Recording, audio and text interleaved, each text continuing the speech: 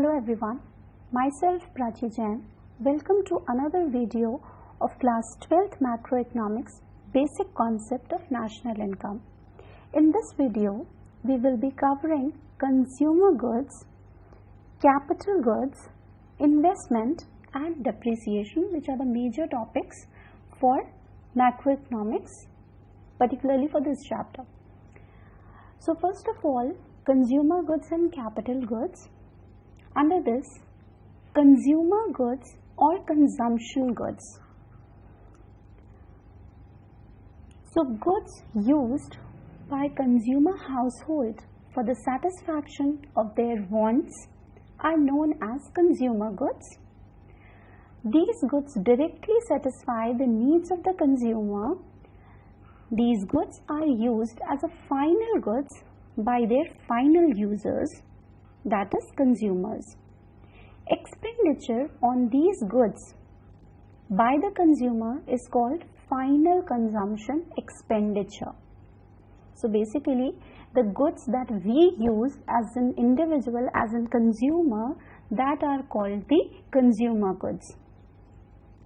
Consumer goods may be classified as durable consumer goods, which can be repeatedly used for several years and which are of relatively high value.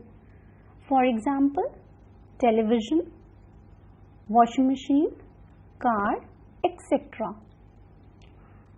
Second category is of semi-durable consumer goods, which can be used for a period of nearly 1 year. For example, clothes, shoes, crockery, etc. Third is the non-durable goods, which can be used only once. For example, milk, vegetable. The other way that you can know the non-durable goods as of perishable goods. So perishable goods also do not have a longer life. They are very less in the durability. They do not have much shelf life. So the examples are milk, vegetables, etc. Next is these services. Services which are non-material goods and directly satisfy human wants. For example, the services of doctor, teachers, lawyers, etc. The next category is of capital goods. Capital goods are the final goods which is used by the producers, are called as capital goods. In other words, final goods are those fixed assets which can be repeatedly used by the producer in the process of production for several years and which are of highly value, which consist of relatively high value. For example, plant, machinery and building. Now this capital goods we have already discussed in a previous video, that are the producer's good, right? So the next topic is investment. What does the investment mean? Investment is nothing but the capital formation. Like certain people invest in the land, some people invest in the building or making money. Investment or capital formation refers to increase in the existing stock of capital during an accounting year or during a financial year.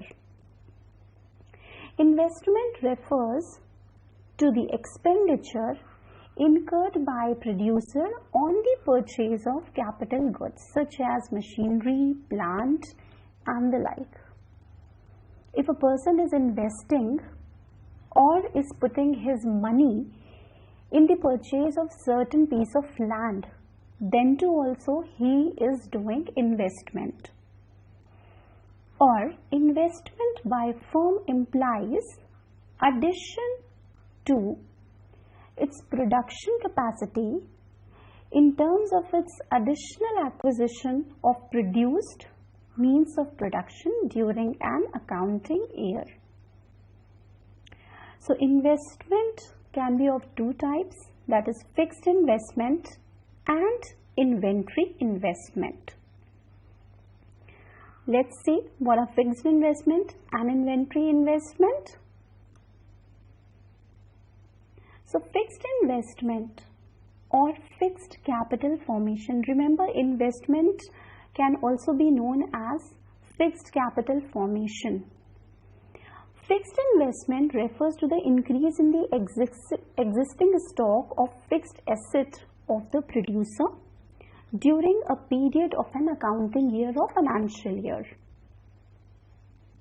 For example, if you purchase any building, if you invest in any land, that are all your fixed investment, fixed assets.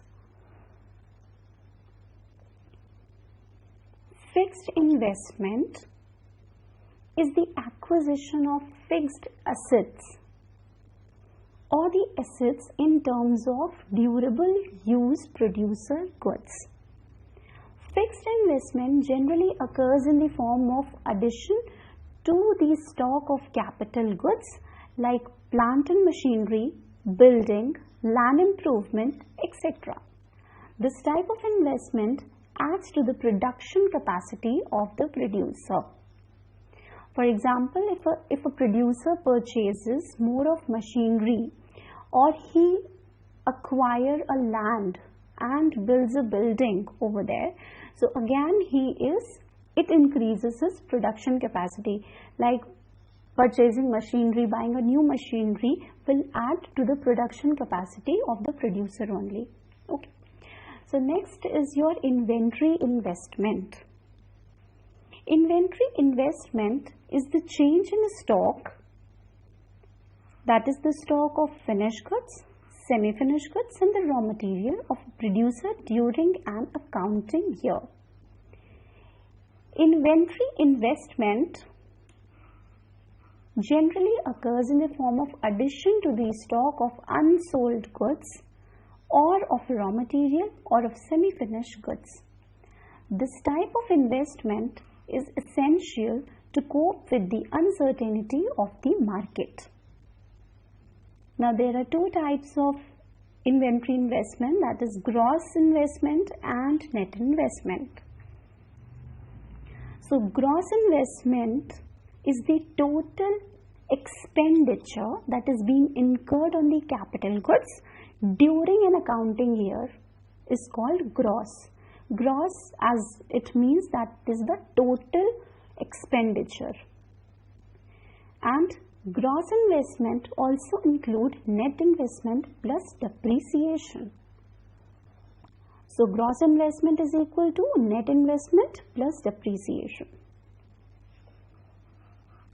Next you have net investment.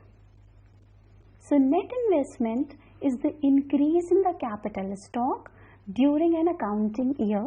It does not include money spent on the replacement of worn out capital, whereas gross investment include both depreciation also.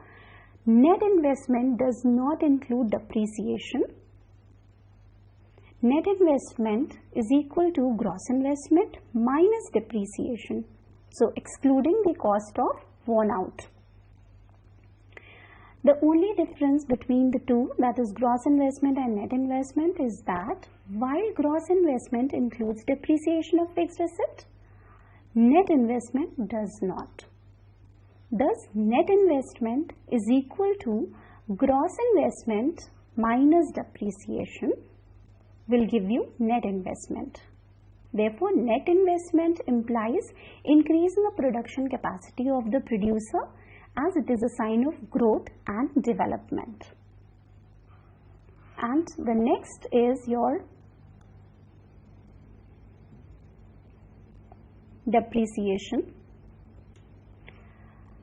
So depreciation is the value of fixed asset tend to decrease due to the normal wear and tear, accidental damages and expected obsolescence. This decrease in the value of fixed asset while in use is called depreciation.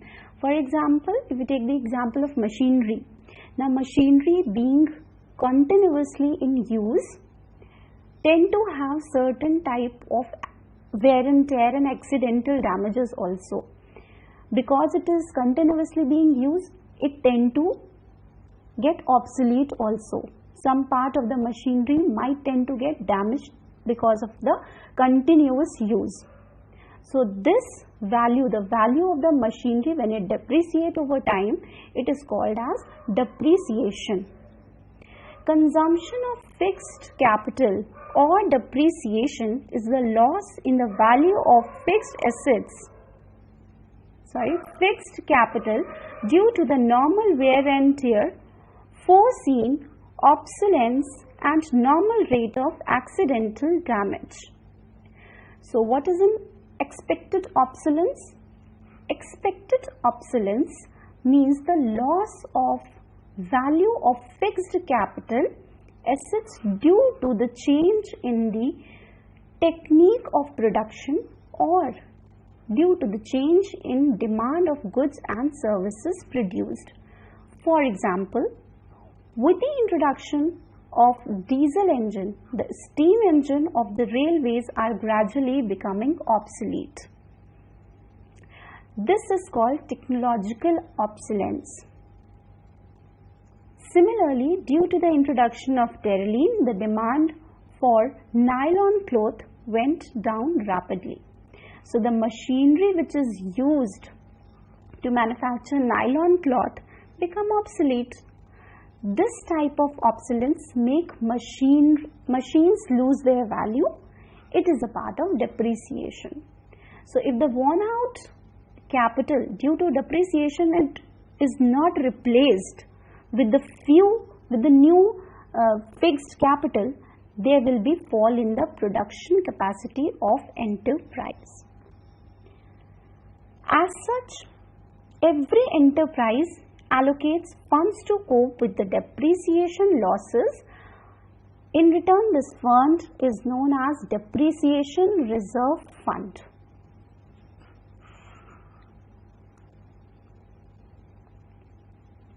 Next will be the capital loss.